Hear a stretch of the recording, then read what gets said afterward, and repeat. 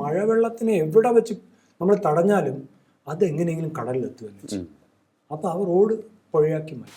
ഓടുന്ന വെള്ളത്തിനെ നടത്താനുള്ള മാർഗങ്ങളാണ് നോക്കേണ്ടത്. ഗ്രേ വാട്ടർ എന്ന് പറയുന്ന ഒരു കോൺസെപ്റ്റ് ട്രിവാൻഡ്രത്തില്ല. ഇത് ചെന്നൈയും അതുപോലത്തെ സ്ഥലങ്ങളിലും ഉണ്ട്. കാരണം അവർക്ക് ചെയ്തേ പറ്റൂ.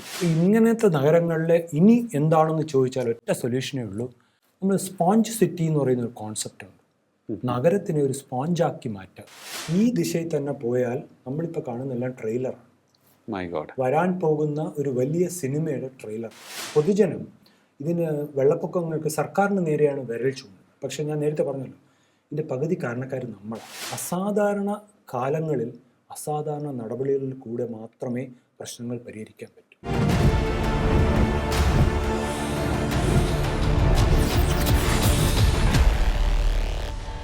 നമസ്കാരം, ടോക്കിംഗ് പോയിന്റിലേക്ക് സ്വാഗതം.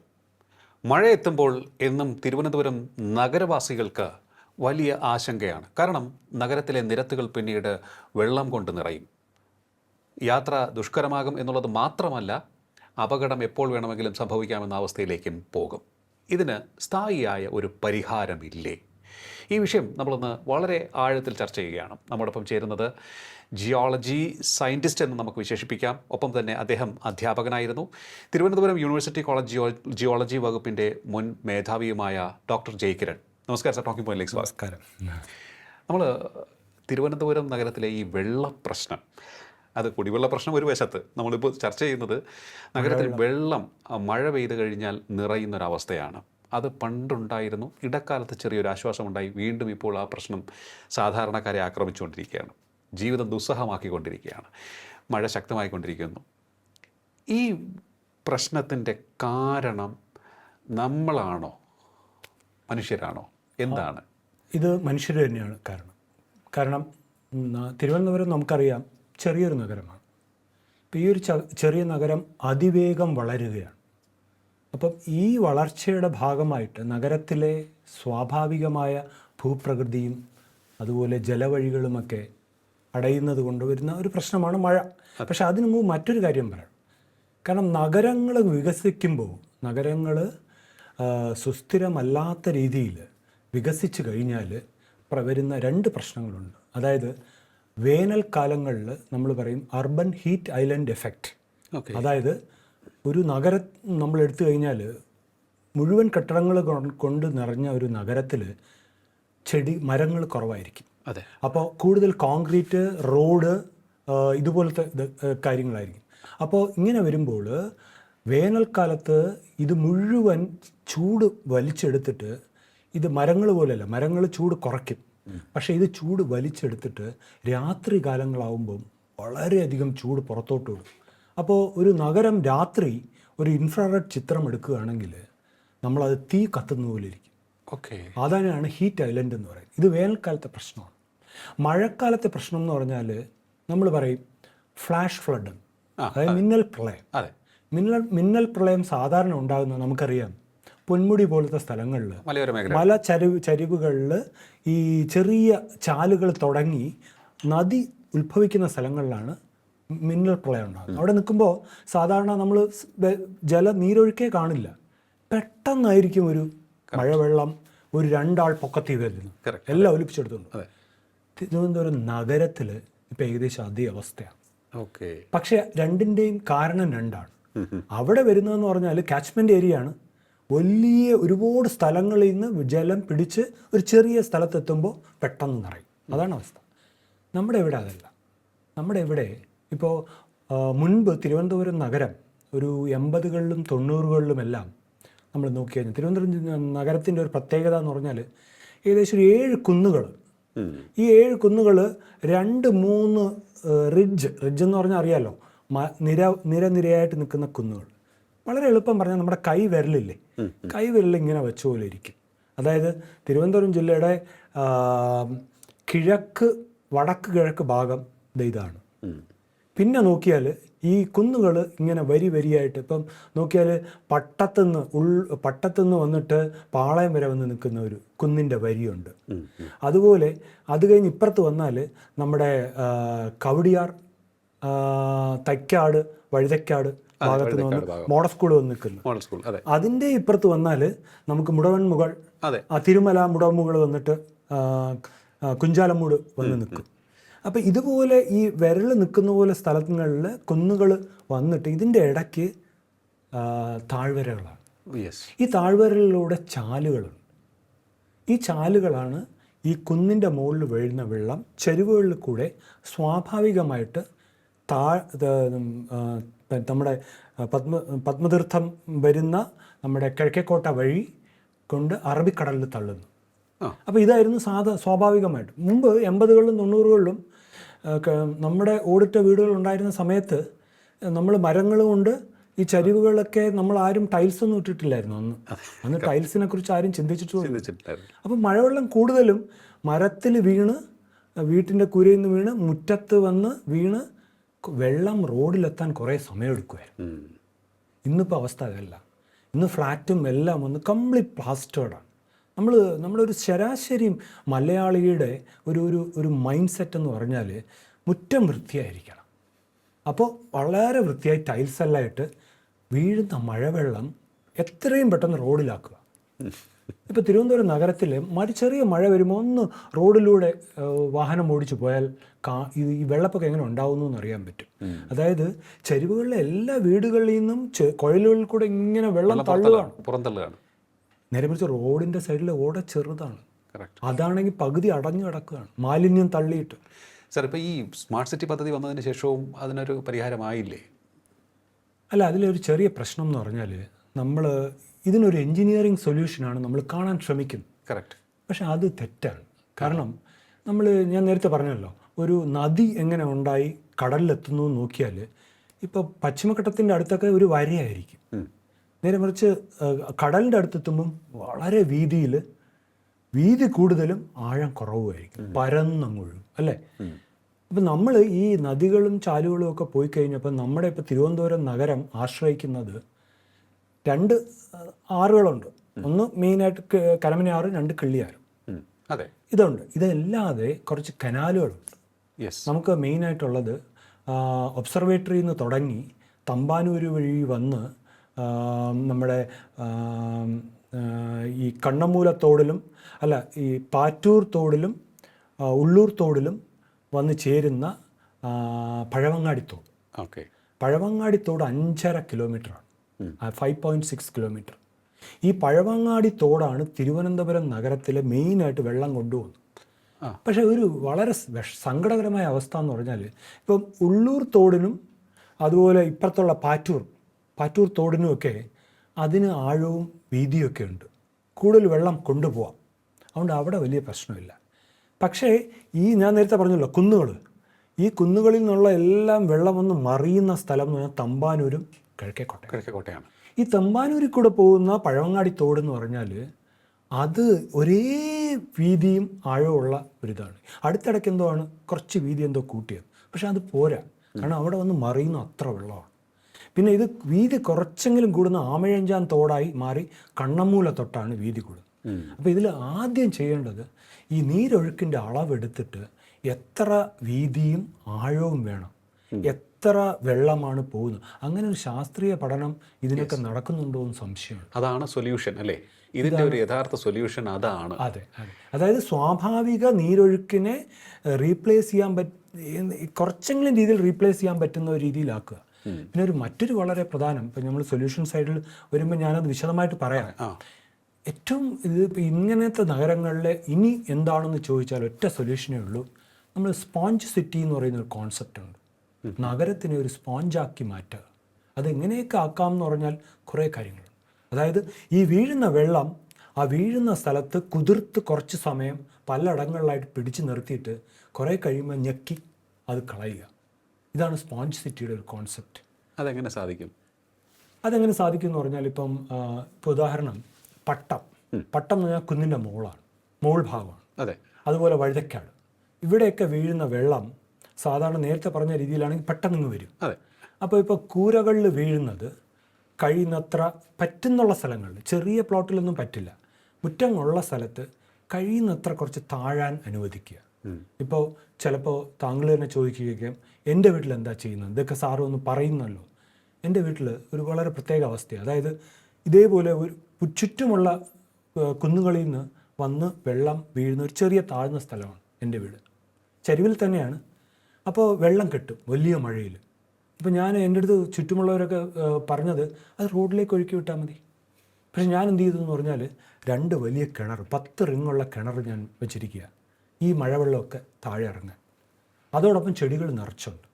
മുറ്റം ഇൻ്റർലോക്കാണ്, കുറച്ച് സ്ഥലം നടക്കാനുള്ള സ്ഥലം ഇട്ടിട്ടുണ്ട്, ബാക്കി മുറ്റമുണ്ട്. അപ്പോൾ ഇത് ഞാൻ പറഞ്ഞത് എന്താണെന്ന് വെച്ചാൽ പറ്റുന്നുള്ള സ്ഥലങ്ങളിലെല്ലാം ചെറിയ പ്ലോട്ട് അല്ലാതെ കുറച്ച് വലിയ പ്ലോട്ടുള്ളവരൊക്കെ ഈ ടൈൽസ് ഇട്ടതെല്ലാം എങ്ങനെയെങ്കിലും അത് വെള്ളം അകത്തോട്ട് കടക്കുന്ന ഒരു രീതിയാക്കണം.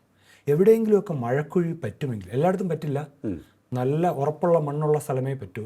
കടപ്പുറം മണ്ണ് പോലെയും ലൂസ് മണ്ണും ചെളിയുമുള്ള പറ്റില്ല, അത് ചെയ്യരുത്. കെട്ടിടത്തിന് അപകടമാണ്, കെട്ടിടത്തിലേക്ക് വെള്ളം പിടിക്കും. അല്ലാതെ പറ്റുന്ന സ്ഥലങ്ങളിൽ മാത്രം, അതുപോലെ പൊതു സ്ഥലങ്ങളിലും വെള്ളം താഴേക്ക് താഴാൻ സമ്മതിക്കുക. അപ്പം നമ്മൾ റോഡിലേക്ക് ഇറങ്ങുന്ന വെള്ളം, അതായത് ഓടുന്ന വെള്ളം നമ്മൾ നടത്തിക്കൊണ്ടുപോകുന്ന ഒരു അവസ്ഥ വരും. പെട്ടെന്ന് ഇറങ്ങില്ല, കുറേ കുതിർന്ന് അകത്തു പോകും. പിന്നെ ഒരു വളരെ രസകരമായ കാര്യം ഞാൻ പറഞ്ഞല്ലോ, ഓടുന്ന വെള്ളത്തിനെ നടത്താനുള്ള മാർഗ്ഗങ്ങളാണ് നോക്കേണ്ടത്. അതിന് നമുക്ക് ചെയ്യാൻ പറ്റുന്നതെന്ന് പറഞ്ഞാൽ ഈ ചരിവുകളിലൊക്കെ ഉള്ള ഈ ഓടകളുണ്ടല്ലോ, ഓടയും പേയ്മെൻ്റൊക്കെ, അതൊക്കെ ഇപ്പം സീൽഡാണ്. അതെ, അത് ചില സ്ഥലങ്ങളിലെങ്കിലും ഒരു ശാസ്ത്രീയ പഠനം നടത്തി കഴിഞ്ഞിട്ട് സ്റ്റേബിൾ ഗ്രൗണ്ട് ആണെന്ന് ഉറപ്പുവരുത്തിയാൽ, മറ്റു രാജ്യങ്ങളിലൊക്കെ പലയിടത്തും ഉണ്ട്, ചെറിയ സ്ഥലങ്ങളിലെങ്കിലും സുഷിരങ്ങളിട്ട് വെള്ളം അകത്തേക്ക് പോകാനുള്ള വഴി. അപ്പോൾ ഇപ്പം ഒരു ചരിവുള്ള സ്ഥലത്ത് ഓടയിൽ കൂടെ വെള്ളം പോകുന്നതിനോടൊപ്പം ഇടയ്ക്ക് എവിടെയെങ്കിലുമൊക്കെ സെറ്റിൽ ചെയ്യാനുള്ള ഒരു അവസരം വെള്ളത്തിന്. അതിന് നമ്മൾ പെർമിയബിൾ പേയ്മെൻറ്റ്സും പെർമിയബിൾ ഡ്രെയിൻസ് എന്നും പറയും.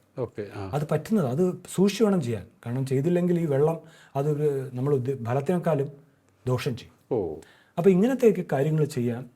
പിന്നെ മറ്റൊരു വളരെ പ്രധാനപ്പെട്ട കാര്യം, ഈ മഴവെള്ളം വന്ന് മറിയുന്ന സ്ഥലമുണ്ട്. ഇപ്പോൾ തിരുവനന്തപുരത്ത് ഈ വെള്ളക്കെട്ട് രൂക്ഷമായിട്ട് മിന്നൽ പ്രളയങ്ങൾ വരുന്ന സ്ഥലം തമ്പാനൂർ കിഴക്കേക്കോട്ടയാണ്.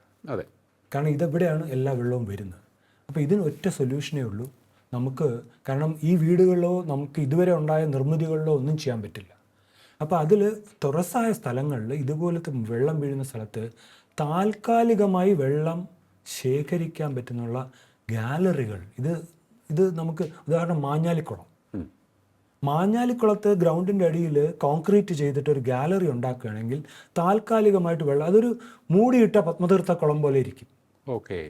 അപ്പോൾ മാഞ്ഞാലിക്കുളം, പുത്തരിക്കണ്ടം ഇതേപോലത്തെ സ്ഥലങ്ങളിലൊക്കെ അധിക വെള്ളം വരുന്നത് അവിടെ താൽക്കാലികമായിട്ട് വന്നാൽ അല്പം കുറയും.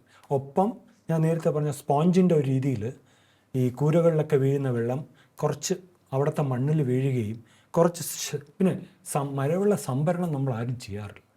എനിക്ക് ഓർമ്മ വരുന്നത് തമിഴ്നാട്ടിൽ ജയലളിത മുഖ്യമന്ത്രി ആയിരുന്നപ്പോഴാണെന്ന് തോന്നുന്നു, ഒരു നിയമം കൊണ്ടുവന്നു, പുതിയതായിട്ട് വെക്കുന്ന വീടുകളിലെല്ലാം മഴവെള്ള സംഭരണം ചെയ്തിരിക്കണം.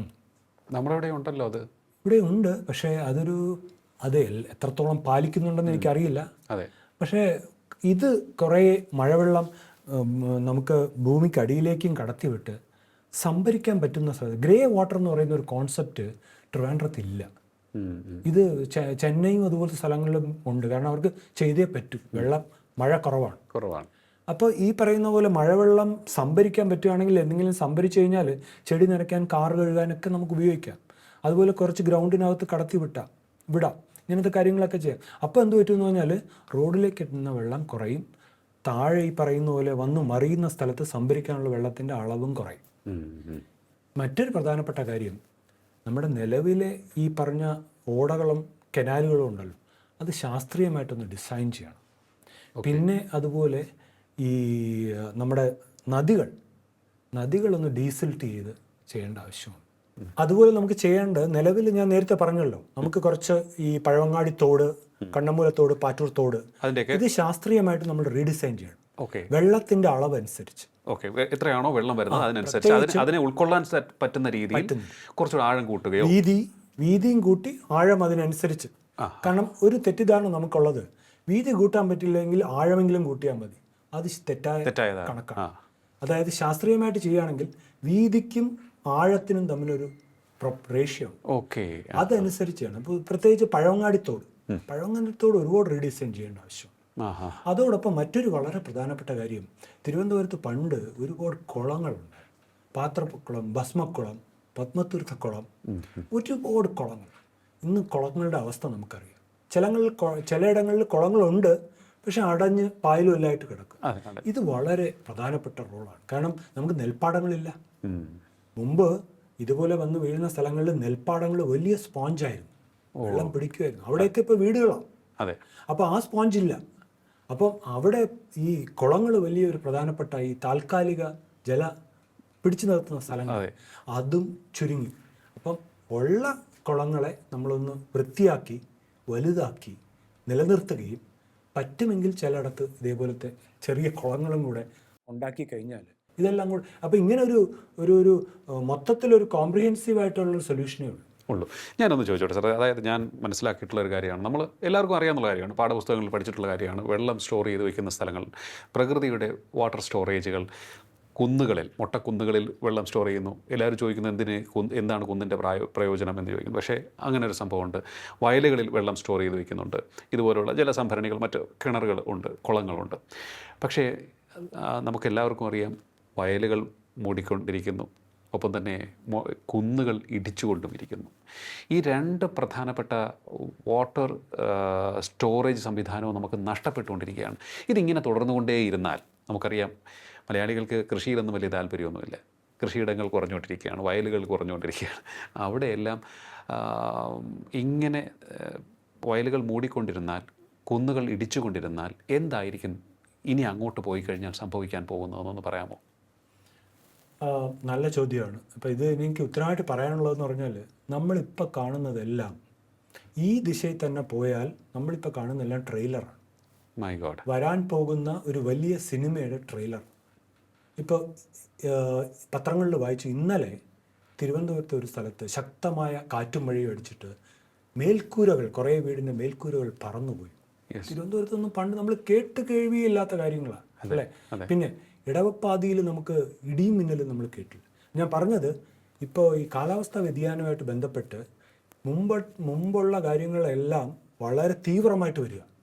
അപ്പോഴാണ് ഇപ്പോൾ പറഞ്ഞ കുന്നിടിച്ച് കുന്നിൻ്റെ ഇടിച്ചെടുക്കുന്നത് കൊണ്ട് താഴ്ന്ന സ്ഥലത്ത് കൊണ്ടിടുമ്പോൾ പ്രകൃതിക്കൊരു സ്വഭാവമുണ്ട്, ഭൂപ്രകൃതിയുണ്ട്.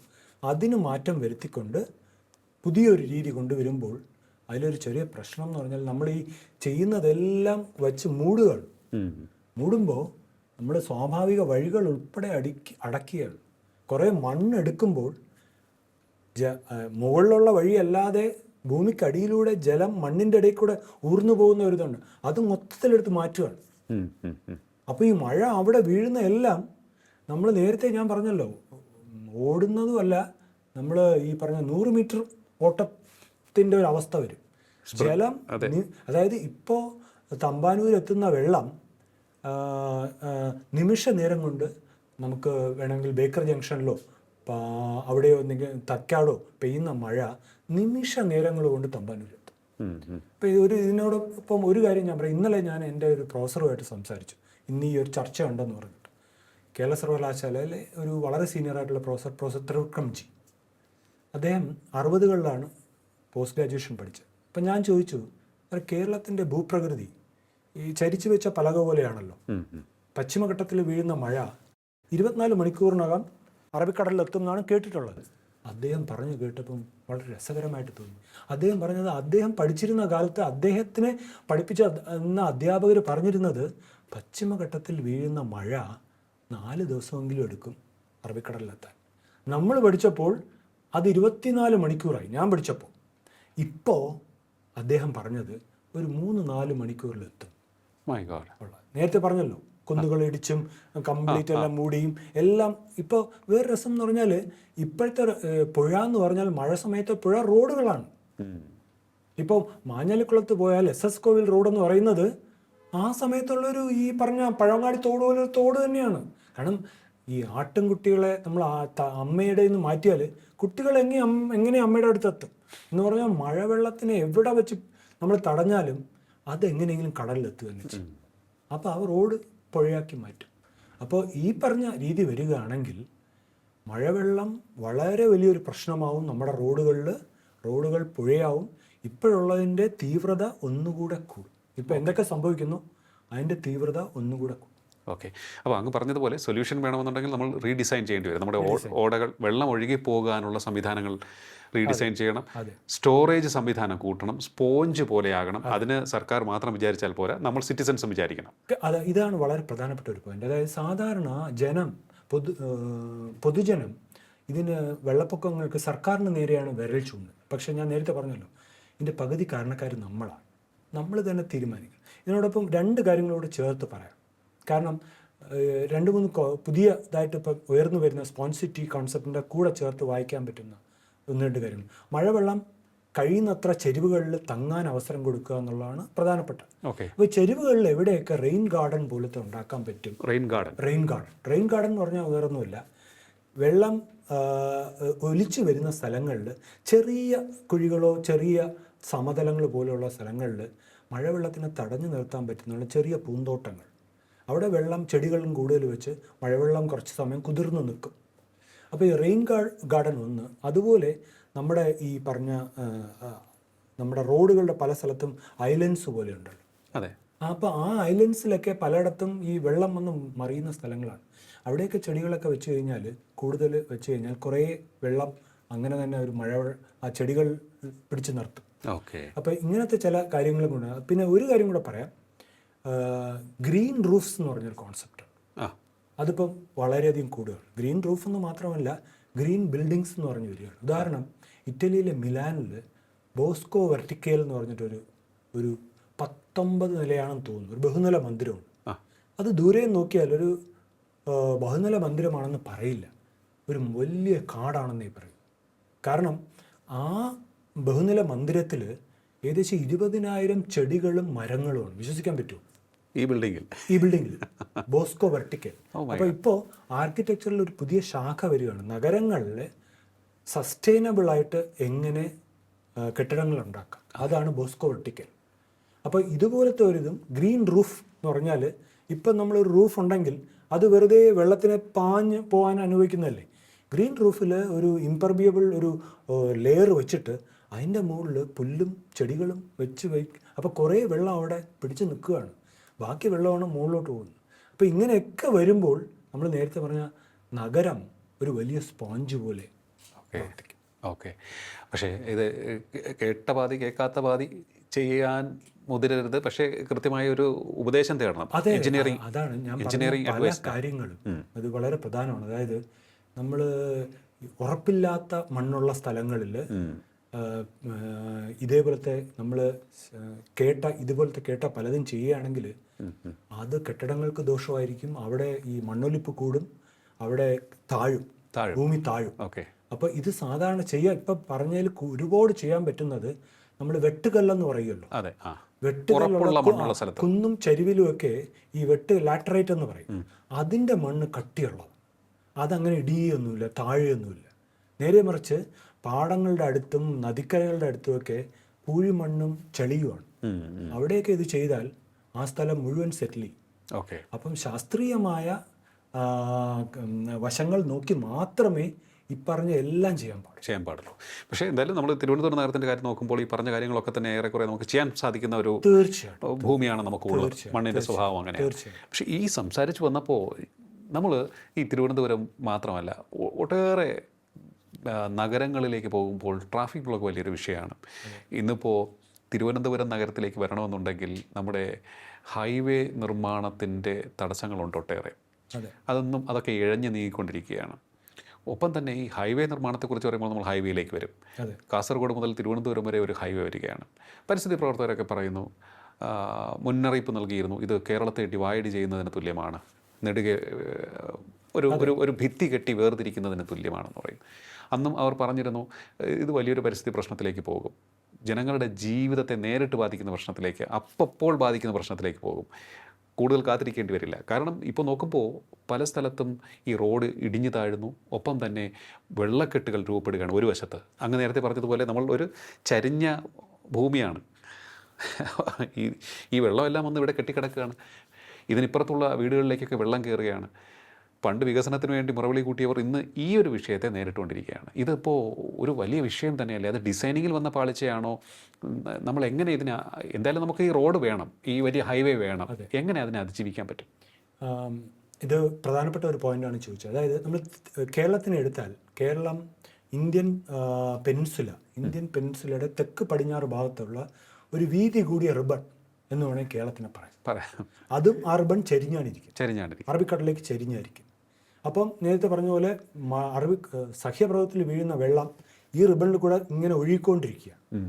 അപ്പോൾ ഈ റിബണിൽ ഒഴുകുന്ന വെള്ളം എവിടെയൊക്കെ തടയുന്നു അവിടെയൊക്കെ ചെറിയ ഡാം പോലത്തെ ഒരു എഫക്റ്റ് അതിൻ്റെ കിഴക്കൻ ഭാഗത്തുണ്ടാവും. ഇപ്പോൾ ഈ പറഞ്ഞ ഇപ്പം നമ്മൾ ഹൈവേ ഡെവലപ്പ് ചെയ്യുന്നത് ഈ റിബണിൻ്റെ നീളത്തിൽ, അതായത് ഈ ഒഴുക്കിന് എതിരായിട്ടാണ്. ഒഴുക്കിനെ അതായത് ഒറ്റ ഇത് പറഞ്ഞാൽ ഒരു വലിയ ഡാം പോലത്തെ ഒരു കൺസ്ട്രക്ഷനാണ് ഈ ഹൈവേ ഇങ്ങനെ പോകുന്നത്. പക്ഷെ അത് നേരത്തെ ചോദിച്ചാൽ ഇത് ഉണ്ടാക്കിയേ പറ്റൂ. പക്ഷെ അവിടെ നമുക്ക് ഉണ്ടാക്കുമ്പോൾ ഈ പറയുന്ന വെള്ളം കൃത്യമായിട്ട് ഒഴുകി പോകാനുള്ള വഴികളുണ്ടോ എന്ന് നമ്മൾ ഉറപ്പുവരുത്തണം. അപ്പോൾ പലയിടത്തും അങ്ങനെ ചെയ്യുന്നില്ല. അതാണ് പലയിടത്തും ഹൈവേ ഉണ്ടാക്കി കഴിഞ്ഞ് ആദ്യത്തെ മഴയിൽ തന്നെ അവിടുത്തെ വീട്ടുകാരുടെ ആ മുറ്റങ്ങളിൽ നിറയുകയാണ്. അതുപോലെ പലയിടത്തും ഈ ഹൈവേ തന്നെ താഴുകയാണ്. കാരണം ഇപ്പോൾ ഉദാഹരണം കഴക്കൂട്ടത്തിൻ്റെ കാര്യം പറയാം. ഇപ്പം കഴക്കൂട്ടം പണ്ട് ടെക്നോ പാർക്കൊക്കെ ഇരുന്ന സ്ഥലം വയലായിരുന്നു, ഒരു വലിയ വയലായിരുന്നു.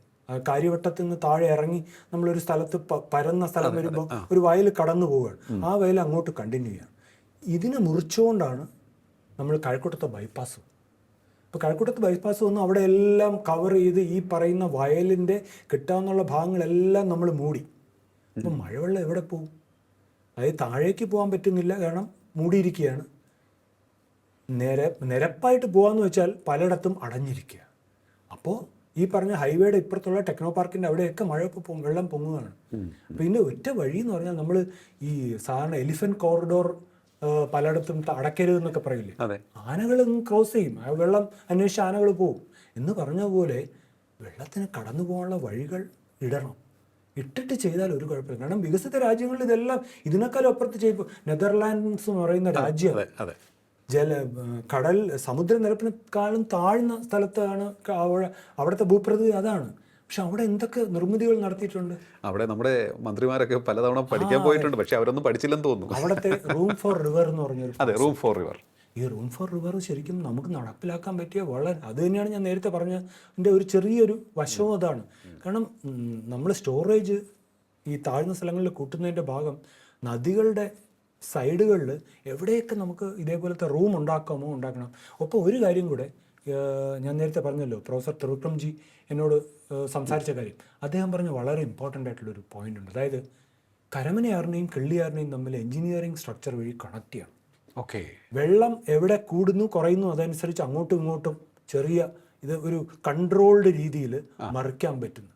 അപ്പോൾ ഇതിൽ ഒറ്റ വരിയിൽ ഈ ഒരു ചർച്ചയുടെ ഒന്ന് ചുരുക്കണം എന്ന് പറയുകയാണെങ്കിൽ ഞാൻ പറയും, അസാധാരണ കാലങ്ങളിൽ അസാധാരണ നടപടികളിൽ കൂടെ മാത്രമേ പ്രശ്നങ്ങൾ പരിഹരിക്കാൻ പറ്റൂ. അപ്പോൾ ഇതൊക്കെ പലതും പറഞ്ഞാൽ നാട്ടുകാർ കേട്ടാൽ പറയും ഞാൻ പറയുന്നത് എനിക്ക് വട്ടാണ്, അല്ലെങ്കിൽ ഇത് പ്രക്ഷേപണം ചെയ്യുന്ന ചാനൽ ഇതൊക്കെ നടപ്പിലാവൂ, ഇങ്ങനെയൊക്കെ ഇതൊക്കെ നാട്ടുകാരോട് പറയുന്നു നടപ്പിലാവും. പക്ഷേ ഇന്ന് നമുക്കറിയാം വളരെ വ്യത്യസ്തമായ കാലമാണ്. അതായത് ലോകം ഇപ്പോൾ പറയുന്നത് ക്ലൈമറ്റ് ഡാമേജ്ഡ് പ്ലാനറ്റാണ്. ക്ലൈമറ്റ് ഡാമേജ്ഡ് പ്ലാനറ്റിലാണ് നമ്മൾ ജീവിക്കുന്നത്. അപ്പം ആ പറഞ്ഞ രീതിയിൽ ഒരു എമർജൻസി ഈ ഒരു വാർഡിൽ അല്ലെങ്കിൽ കാഷ്വാലിറ്റിയിൽ പോയാൽ ഡോക്ടർ ചെയ്യുന്നത് ചിലപ്പം ബുക്കിൽ പറയുന്ന കാര്യങ്ങളായിരിക്കില്ല. അവിടെ ചിലപ്പോൾ പെട്ടെന്ന് എന്തെങ്കിലും ചെയ്തേ പറ്റത്തുള്ളൂ. അന്നതുപോലെ ഇപ്പോൾ ഒരു കാഷ്വാലിറ്റി ഒരു സമയമാണ്. നമ്മളെല്ലാം നമ്മുടെ വീട് മുറ്റം വൃത്തിയായിരിക്കണം എന്നൊക്കെ പറഞ്ഞിട്ട് ടൈൽസ് ഇട്ട് ഇരിക്കുന്ന സ്ഥലം എവിടെയെങ്കിലുമൊക്കെ സുഷിരം ഇട്ട് അടിയിൽ വെള്ളം ഇറങ്ങണമെന്ന് പറഞ്ഞാൽ ചെയ്യാൻ തയ്യാറാവണം. കാരണം ഈ വെള്ളപ്പൊക്കം തന്നെയായിരിക്കും നമ്മുടെ താഴെയുള്ള നമ്മുടെ ഒരു സഹോദരൻ്റെയോ നമ്മുടെ ഒരു ബന്ധുവിൻ്റെയോ നമ്മുടെ ഒരു സുഹൃത്തിൻ്റെയോ വീട് വെള്ളത്തിനടിയിലാക്കാൻ പോകുന്നു. അത് നമ്മൾ മനസ്സിലാക്കുന്നില്ല. ഓരോരുത്തരും റെസ്പോൺസിബിൾ ആവേണ്ടിയിരിക്കുന്നു എന്നുള്ളതാണ്. തീർച്ചയായിട്ടും ഇവിടെ അസാധാരണമായൊരു സാഹചര്യമാണ്. ഈ സാഹചര്യത്തെ നേരിടുവാൻ ഭരണകൂടം സ്വീകരിക്കേണ്ടത് അസാധാരണമായ നടപടികൾ തന്നെ ആയിരിക്കണം. ഉദാഹരണത്തിന് ഡോക്ടർ ജയകിരൺ പറഞ്ഞതുപോലെ കിള്ളിയാറിനെയും കരമനയാറിനെയും ബന്ധിപ്പിക്കുന്ന കനാലുകൾ വേണ്ടി വരും. വെള്ളം റെഗുലേറ്റ് ചെയ്യാൻ വേണ്ടി ഒരു സ്ഥലത്ത് കുറയുമ്പോൾ മറ്റൊരു സ്ഥലത്ത് നിന്നും മറ്റൊരു സ്ഥലത്ത് ക്രമാതീതമായി ഉയരുകയാണ് എന്നുണ്ടെങ്കിൽ മറ്റൊരു ഇടത്തേക്ക് ഒഴുക്കിവിടാനുള്ള സംവിധാനം ഉണ്ടാകണം. അതിനോടൊപ്പം തന്നെ നമ്മുടെ ഡ്രെയിനേജ് സംവിധാനം കാര്യക്ഷമമാക്കണം. വെള്ളം ഒഴുകിപ്പോകുന്ന തോടുകൾ വീതി കൂട്ടുകയും ആഴം കൂട്ടുകയും വേണം. ആഴം കൂട്ടിയാൽ മാത്രം പോരാ എന്നും അദ്ദേഹം പറഞ്ഞിട്ടുണ്ട്. ഒപ്പം നമ്മൾ സർക്കാരിനെ മാത്രം ആശ്രയിക്കരുത്. നമ്മളുടെ റെസ്പോൺസിബിലിറ്റീസ് അതാണ് നമ്മൾ ഒരിക്കലും ചെയ്യാത്തത്.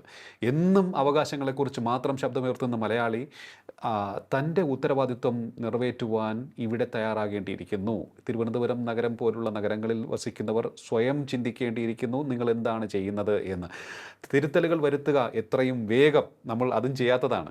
എപ്പോഴും മറ്റുള്ളവരെ കുറ്റം പറയുന്നു, മറ്റുള്ളവർക്ക് നേരെ ആരോപണങ്ങൾ ഉന്നയിക്കുന്ന നമ്മൾ ഇനിയെങ്കിലും നമ്മളുടെ കുറ്റം തിരിച്ചറിഞ്ഞ് അതിന് പരിഹാരം കണ്ടെത്താൻ തയ്യാറാകണം. എങ്കിൽ മാത്രമേ തിരുവനന്തപുരം നഗരത്തിലെ ഈ വെള്ളക്കെട്ടുകൾ, മഴക്കാലത്തെ ഈ ദുസ്സഹമാക്കുന്ന അപകടകരമാക്കുന്ന ഈ വെള്ളക്കെട്ടുകളിൽ നിന്ന് നമുക്ക് പരിഹാരമുണ്ടാവുകയുള്ളൂ എന്നുള്ള കാര്യത്തിൽ യാതൊരു സംശയവുമില്ല. നമ്മൾ ചരിഞ്ഞ ഭൂപ്രദേശമാണ് കേരളം എന്ന് പറയുന്നത്. അവിടെ ഡാമുകൾ കെട്ടി വെള്ളത്തെ തടഞ്ഞു നിർത്തുന്ന ഒരു സാഹചര്യം നമ്മൾ ഒഴിവാക്കുകയും വേണം. ഈ ഹൈവേകളിലൊക്കെ തന്നെ വെള്ളം ഒഴുകിപ്പോകാനുള്ള സംവിധാനം അത് ഡിസൈൻ ചെയ്തവർ എന്തെങ്കിലും പിഴവ് സംഭവിച്ചുവെങ്കിൽ ഇനിയെങ്കിലും എത്രയും വേഗം തിരുത്തുക. നമ്മൾ പറയാറുണ്ടല്ലോ, വൈകിട്ടേയുള്ളൂ, അസാധ്യമായിട്ടില്ല. അപ്പോൾ ഇനിയെങ്കിലും ആ ഒരു വിഷയവും പരിഹരിക്കുക. ഇല്ല എന്നുണ്ടെങ്കിൽ കാസർഗോഡ് മുതൽ കേരളത്തിൻ്റെ ഇങ്ങേയറ്റം തിരുവനന്തപുരം വരെയുള്ള ഭൂപ്രദേശം നമ്മൾ മതിൽ കെട്ടിത്തിരിക്കുന്നത് പോലെയാകും. അത് മതിലിൻ്റെ ഒരു വശം വളരെ വിനാശകരമായിട്ടുള്ള പ്രകൃതി ദുരന്തത്തെ അഭിമുഖീകരിക്കേണ്ട ഒരു സാഹചര്യം വരും. നമ്മൾ ഈ ചിലവാക്കുന്ന പണം അത് വെറും വേസ്റ്റായി മാറുന്നൊരു സാഹചര്യവും ഉണ്ടാകും.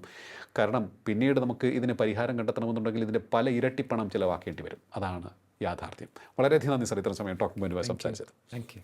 ടോക്കിംഗ് പോയിന്റിൻ്റെ ഈ അധ്യായം ഇവിടെ പൂർണ്ണമാകുന്നു. ഇനി അടുത്ത എപ്പിസോഡിൽ കാണാം നമുക്ക്. നമസ്കാരം.